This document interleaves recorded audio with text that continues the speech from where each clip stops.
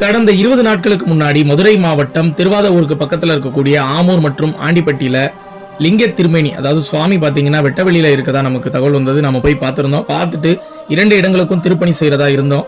அதுல முதற்கட்ட நடவடிக்கை என்ன பண்ணிருக்கோம்னா, ஆமூர்ல இருக்கக்கூடிய லிங்க திருமேனியை நாம மீட்டு மேற்கூரைக்குள்ள கொண்டு போயிருக்கோம். கிட்டத்தட்ட 700 ஆண்டுகள் பழமையான சிவலிங்க திருமேனியையும் நந்தி தேவரையும் எடுத்து மேற்கூரையிட்டு பீடம் அமைச்சிருக்கோம். இந்த திருப்பணிக்கு நமக்கு மிகவும் உதவியா இருந்தது கோவை அரண்மனை அறக்கட்டளை, தமிழர் உலகம் யூடியூப் சேனல், சதுரகிரி சித்தன் முகநூல் பக்கம்.